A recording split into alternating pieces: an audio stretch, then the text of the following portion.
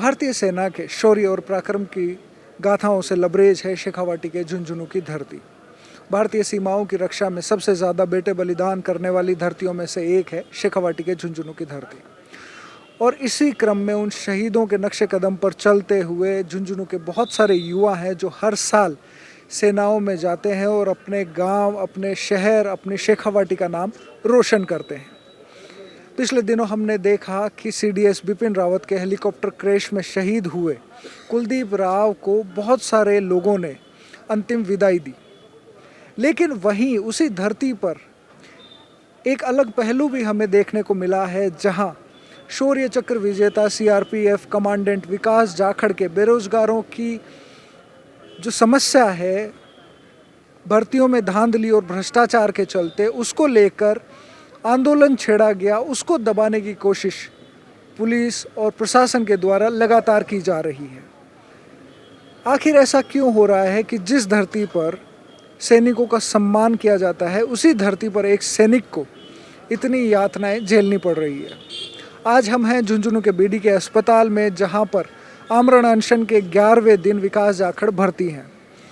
और अब हम उनसे बात करते हैं कि सरकारी भर्तियों में धांधली और भ्रष्टाचार की बात करते हुए जो अनशन उन्होंने शुरू किया है, अब वो कहाँ तक पहुँचा है और क्या सरकार की तरफ से उनके साथ कोई वार्ता हुई है। विकास जी, आज आपके आंदोलन को 11 दिन हो चुके हैं, 11 दिन आपका आंदोलन चल रहा है, तो आपकी हेल्थ इस समय कैसी है? स्टेबल है हेल्थ। रिपोर्ट अभी किडनी की जांच होने गई है, आई नहीं है, पर आप लोगों का, इन बच्चों का हौसला है जो अब तक मैं अनशन पे इस ताकत के साथ बैठा हूँ। बिल्कुल, काफ़ी मुश्किल आंदोलन एक आप लड़ रहे हैं, तो पिछले 11 दिन में हम आपका जो आंदोलन है वो किस प्रकार से आगे बढ़ा है? ये आंदोलन हमने गांव से शुरू किया था, अभी जन आंदोलन बन चुका है। कल आप लोगों ने देखा ही होगा, जिससे हमने आह्वान किया था कि इस लड़ाई में हर कोई हिस्सा बने, हर किसी को, हर युवा को ये लगे कि मैं भी इस आंदोलन का हिस्सा हूँ। तो बड़े स्तर पर प्रदेश भर में, गाँव में, पंचायत में, हर जगह प्रदर्शन हुए हैं, रैलियाँ निकली हैं, धरने दिए गए हैं, ज्ञापन सौंपे गए हैं। तो ये खबर जो है ये सत्ता तक पहुँच गई है, सत्ता है वो हिली हुई है। अब उसका असर आप देख लीजिए कि हमारे आंदोलन शुरू करने के बाद में जिसको ये मास्टरमाइंड बोलते हैं, हमारे हिसाब से वो मास्टरमाइंड नहीं है, वो पकड़ा गया और आगे से आगे कड़ी जोड़ रहे हैं। प्रेस कॉन्फ्रेंस हो रही हैं इनकी तरफ से, ये इनकी तरफ से बताया जा रहा है कि उसने उससे पेपर लिया, उसने उससे पेपर लिया। 48 घंटे पहले पेपर लीक हो गया था। यानी ये लोग अब जो कुछ पहले बोला जा रहा था उसी चीज़ को ये मान रहे हैं। इतनी बड़ी मशीनरी होके इनके पास में, जांच एजेंसी होके, आम जनता इनको बता रही है कि सही आरोपी ये हैं। 3 महीने पहले इनको बताए, 2 महीने पहले इनको बताया जा चुका था।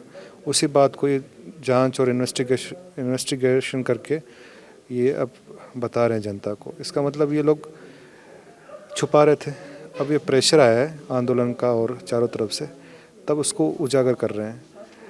और सही रही बात, ये आरोपी हैं ही नहीं जो पकड़े गए। मुख्य आरोपी तो बहुत बड़े लोग हैं और उसकी सीबीआई इंक्वायरी नहीं होगी तब तक नहीं पकड़े जाएंगे। सीबीआई इंक्वायरी होना बहुत ज़रूरी है। उसके साथ जो हमारी मांगे हैं कि ये धांधलियाँ आगे से रुकें, हमेशा के लिए ये सिलसिला थमना चाहिए, इसलिए हमने कमेटी की मांग की है, कड़ी सज़ा की मांग की है। ये लोग क्यों नहीं करना चाहते? ये लोग इसलिए नहीं करना चाहते कि इन्होंने इसको कमाई का एक साधन बना रखा है।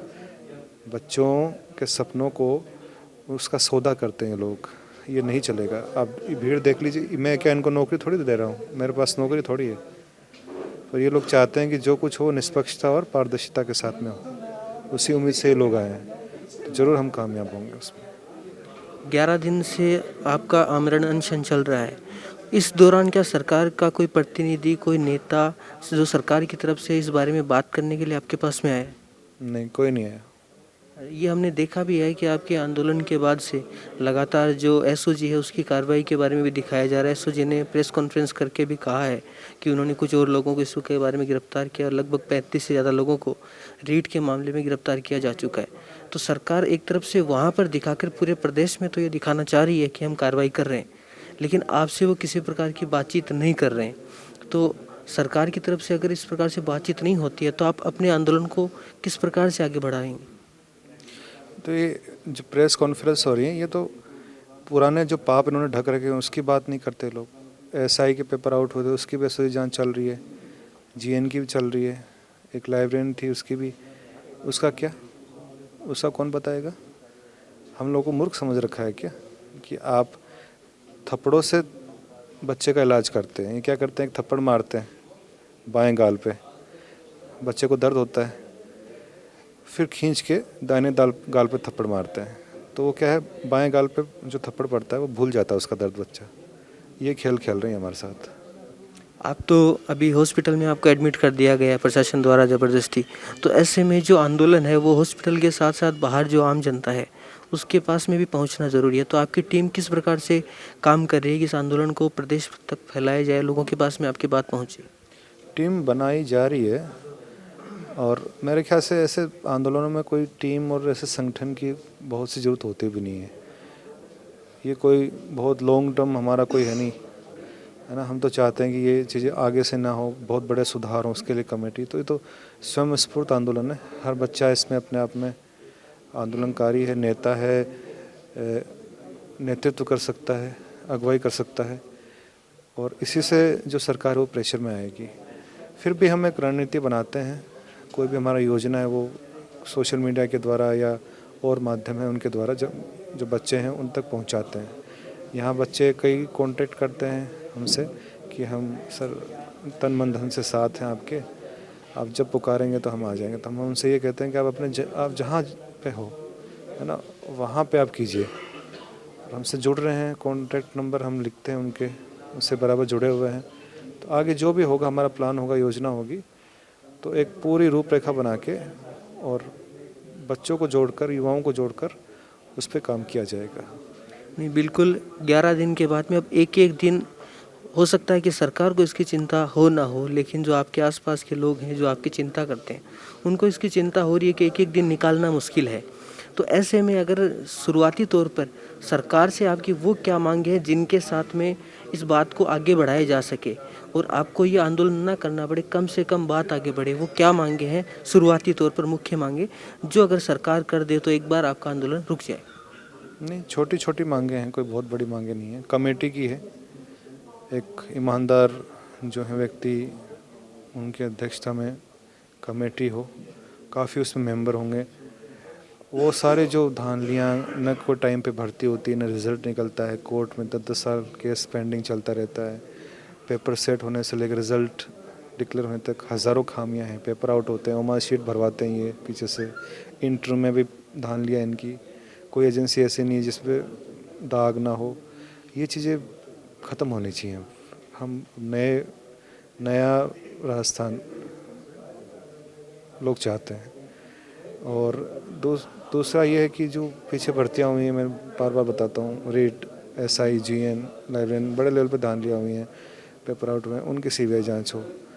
तीसरा है वो एक माध्यमिक शिक्षा बोर्ड के चेयरमैन हैं, उनमें थोड़ी सी भी इंसानियत है, थोड़ा सा भी ज़मीर बचा है, तो उनको अपने पद से खुद ही इस्तीफ़ा दे देना चाहिए या बर्खास्त कर देना चाहिए उनको। चौथा ये है कड़ी सज़ा हो।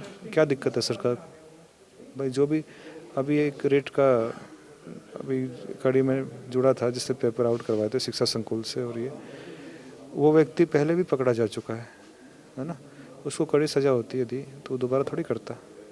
ये एक महीने 2 महीने पकड़ते हैं, उसको छोड़ देते हैं, अगला पेपर फिर वो आउट करवाता है। यानी इन्हीं के पाले हुए लोग हैं, ये चाहते नहीं कि वो जेल में जाएं, इसलिए हम कड़ी सज़ा की मांग कर रहे हैं। उनकी चल अचल संपत्ति जब्त करो, ये सब कुछ प्रावधान होंगे तभी जाके चीज़ें रुकेंगी। तो विकास जाखड़ की बात आपने सुनी और आपने जाना कि किस तरीके से इस आंदोलन को दबाने की कोशिश करी गई और सरकार की तरफ से अभी तक कोई वार्ता भी नहीं हुई है। फिर भी ये आमरण अनशन चल रहा है अस्पताल से, और इस पूरे आंदोलन को पिछले 11 दिनों में कवर किया है हमारे साथी खबर लोग से रवि ने। तो रवि से हम बात करते हैं और जानते हैं कि किस तरीके से ये आंदोलन जो झुंझुनू के जाखड़ों की ढाणी यानी विकास जाखड़ के गांव से शुरू हुआ था वो अस्पताल तक पहुंचा है और किस तरीके से ये आंदोलन लगातार बढ़ता जा रहा है। तो रवि, सबसे पहले मैं ये जानना चाहता हूँ कि आंदोलन जो इनके गांव से शुरू हुआ था वो अस्पताल तक कैसे पहुँच गया? जी सर, आंदोलन की जो शुरुआत हुई थी युवा हुंकार के नाम से विकास जी जाखड़ शौर्य चक्र विजेता के द्वारा आंदोलन की शुरुआत की गई थी अपने गांव में। 17 जनवरी से आंदोलन की शुरुआत हुई। फिर उसके बाद में लगातार वो आमरण अनशन पे थे। चौथे दिन है उनकी मेडिकल जांच हो रही थी, डॉक्टर्स उनके सैंपल वगैरह लेते थे और मेडिकल जांच उनकी कर रहे थे। लगातार दोनों टाइम उनकी मेडिकल जांच होती थी। उसके बाद चौथे दिन, आंदोलन के चौथे दिन है कि पुलिस वहाँ पे पहुँचती है, एसडीएम साहब वहाँ पे पहुँचते हैं, डिप्टी साहब वहाँ पे पहुँचते हैं और उसके बाद उनसे बात की जाती है कि आप आंदोलन को ख़त्म कर दो। पर उनकी एक ही जिद रहती है कि युवाओं की मांग के लिए मैं आमरण अनशन पे रहूँगा। मुझे चाहे मैं यहीं पे ख़त्म हो जाऊं, लेकिन युवाओं की मांग है वो मैं हमेशा जारी रखूंगा। चौथे दिन पुलिस वापस आ जाती है उनको समझा के कि आपको आंदोलन खत्म करना होगा, आपकी हालत सीरियस हो रही है। पर विकास जी टस से मस नहीं होते हैं, ग्रामवासी भी उनके सहयोग में, लोग उनके सहयोग में जुड़ते जाते हैं। 5वें दिन दोबारा पुलिस प्रशासन वहाँ पे पहुँचता है, पुलिस पूरे जाब्ते के साथ में जाती है, एसडीएम साहब वहाँ पे उपस्थित रहते हैं, ग्रामवासी बैठे रहते हैं, काफ़ी लोग उनसे मिलने उस टाइम आए रहते हैं। उसके बाद में भी थोड़ा समझाने का प्रयास किया जाता है, विकास जी से बात की जाती है कि विकास जी आपकी हालत सीरियस है, आपके कीटोन बॉडीज़ बढ़ रहे हैं, आपको हॉस्पिटलाइजेशन की ज़रूरत है। पर विकास जी बोलते हैं चाहे कुछ भी हो, डॉक्टर से बात करते हैं तो डॉक्टर बोलते हैं कि विकास जी अभी आपकी हालत ये भी नहीं है कि आप बैठ सको। तो उस टाइम विकास जी बैठ के भी दिखाते हैं। तो ये वाक़या होता है और वो जिद करते हैं कि मैं आंदोलन नहीं ख़त्म करूँगा, यहाँ से नहीं उठूँगा। उसके बाद में प्रशासन और ग्रामवासियों के बीच में भी इस चीज़ में काफ़ी देर बहस चलती है, ग्रामवासियों को धरना स्थल से बाहर निकाल दिया जाता है। ये घटना है 17 तारीख, ये घटना है आमरण अनशन के 5वें दिन की। उसके बाद में ज़बरदस्ती पुलिस है जो विकास जी को उठा के एम्बुलेंस में डाल के ले आती है। ये इस तरीके से है जो हॉस्पिटल में एडमिट करवा दिया जाता है और लगातार है वो जो आमरण अनशन पर रह रहे हैं और अभी भी 11वें दिन आमरण अनशन पे हैं। ये विकास जी तो अपने गांव में बैठे थे, तो गांव के लोगों का समर्थन मिलना जाहिर सी बात है। तो जब विकास जी को ज़बरदस्ती यहाँ अस्पताल लेकर आया गया तो गांव के जो लोग थे उनका इस बारे में क्या कहना था, उनकी क्या प्रतिक्रिया रही? गांव की प्रतिक्रिया ये थी कि गांव के लोग जुड़ गए, काफ़ी लोग छतों पे चढ़ गए। जब वो धरना स्थल से बाहर निकाल दिया तो काफ़ी लोग अपने घर में खड़े होकर विरोध प्रदर्शन कर रहे, रोकने का प्रयास कर रहे। लेकिन प्रशासन है वो बिल्कुल भी मानने को तैयार नहीं था, क्योंकि हॉस्पिटलाइजेशन की ज़रूरत बताते हुए उनको हॉस्पिटल में एडमिट करवाने के लिए ले आए। हमने भी वहाँ पर लोगों से बात की तो लोग इसी जिद पे थे कि हमारा बेटा अपनी मांगों को लेकर धरने या अनशन पे नहीं है, वो जो आम युवा की मांग को लेकर अनशन पे है और पूरा गाँव उनके साथ में है।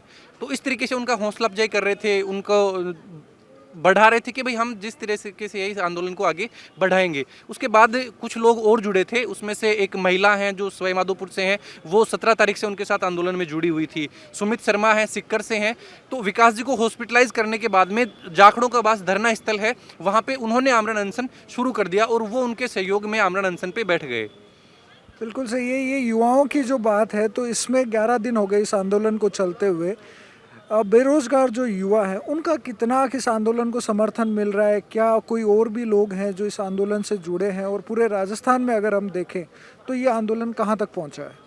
जहाँ तक देखें सर, आंदोलन की बात की जा रही है, विकास जी ने भी एक कॉल लिया था कि 26 तारीख को कोरोना की गाइडलाइन को ध्यान में रखते हुए अगर युवा सड़कों पे नहीं निकल सके तो वो अपने घर से, अपने गांव में है जो विरोध प्रदर्शन करें। तो झुंझुनू जिला की मोस्टली शेखावाटी हम कवर करते हैं, तो उसमें देखा तो झुंझुनू के काफ़ी गाँव से इस चीज़ के लिए युवाओं का समर्थन, उनको सपोर्ट मिला है। युवा लगातार उनसे जुड़ रहे हैं, मिल रहे हैं और प्रदर्शन भी किया गया है, ज्ञापन भी दिए गए हैं, रैलियाँ भी निकाली गई हैं। जाखड़ों का बास जो गाँव है विकास जी का, वहाँ पे तो सरपंच के प्रतिनिधित्व में या फिर और भी जो ग्रामवासियों के प्रतिनिधित्व में गांव के लोगों ने, गांव की महिलाओं ने मिलके 6-7 गांवों में रैली निकाली है। पूरे झुंझुनू में भी रैली के तौर पे वो घूमे हैं और युवाओं को जगाने का प्रयास किया है कि आज एक शौर्य चक्र विजेता आपकी मांग उठा रहा है, ताकि आने वाली पीढ़ी ये न कहें कि किसी ने उनके लिए प्रयास नहीं किया था। बिल्कुल सही है। देख रहे हैं कि 11 दिन इस आंदोलन को हो गए हैं, तो अभी जैसे अभी हमने देखा कि काफ़ी सारे लोग उनसे मिलने आए हुए थे, लगातार लोग मिलने आ रहे होंगे। तो सरकार के जो लोग अभी तक नहीं पहुंचे हैं, तो यहाँ पर जो लोग आ रहे हैं उनकी क्या प्रतिक्रिया रह रही है सरकार की तरफ से, सरकार को लेकर, कि उन्होंने 11 दिन में भी विकास जाखड़ से बात करने के लिए कोई नहीं पहुँचा है? बिल्कुल सर, देखो जहाँ तक कि सरकार की ओर से तो निराशा ही है। इसके अलावा अगर बात की जाए है तो विपक्ष से भी लोग जुड़ रहे हैं और भी जो काफ़ी पार्टियों से लोगों और भी बहुत से संगठन हैं, उनका सहयोग विकास जी को मिल रहा है। और युवा तो बिल्कुल इसमें साथ है, क्योंकि हर एक युवा खुद से इस चीज़ को जोड़ के देख रहा है, क्योंकि हर किसी ने इस चीज़ को इस चीज़ से पीड़ित है, ग्रसित है, वो देखता है कि आज रीट की भर्ती की अगर बात की कट ऑफ की बात की जाती है तो कहाँ तक कट ऑफ जा रही है, पटवारी के जो रिजल्ट आया उसकी बात की जा रही है। और अपने राजस्थान में नहीं, मैं तो थोड़ा सा ये भी चीज़ देखूँ कि पिछले काफ़ी समय से यूपी और बिहार में भी एनटीपीसी का जो रिजल्ट आया है उसके लेके काफ़ी युवा है जो लगातार विरोध प्रदर्शन कर रहे हैं। और एक छोटी सी चीज़ और कि सर, कल एक अनशन है जो तुड़वाया गया है, उसमें विकास जाखड़ ने जो 3 और स्टूडेंट जो थे अनशन पे बैठे थे उनकी हालत सीरियस होती जा रही थी। सुमित भाई को तो यहाँ तक कि बीडीके हॉस्पिटल से जयपुर एडमिट करवाया गया, जयपुर रेफर किया गया है, क्योंकि उनकी हालत लगातार 5वें दिन भी अनशन पे थे तो सीरियस होती जा रही थी। तो विकास जी ने यही आह्वान किया कि मैं युवाओं को परेशान नहीं करूँगा, उनको तड़पते हुए मैं नहीं देख सकता हूँ, मैं चाहता हूँ कि वो मेरा सहयोग करें, इस लड़ाई में मैं उनके साथ हूँ। तो उन्होंने उनका आंदोलन अनशन भी तुड़वाया है और लगातार वो युवाओं से जुड़े हुए हैं और लगातार युवा भी उनसे जुड़ रहे हैं। जहाँ तक हम देख रहे हैं कि पहले दिन से और आज 11वें दिन भी उनका अनशन जारी है। तो हर एक गांव में ये चीज़ पहुंच जरूर चुकी है। अपने प्रदेश की अगर बात करें तो हर जगह ये चीज़ पहुंच चुकी है कि कोई जो जवान है जो इस तरीके से आमरण अनशन पे बैठा हुआ है। धन्यवाद रवि। हमने विकास जाखड़ से बात करी, हमने रवि से बात करी और इस आंदोलन के बारे में अच्छे तरीके से हमने जाना।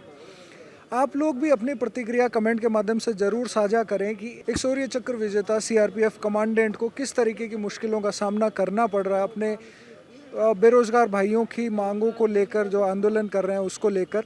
अभी हमारे साथ एक और साथी हैं जो सवाई माधोपुर से आए हुए हैं, उनसे भी हम बात करते हैं। ये विकास जाखड़ के समर्थन में आए हैं।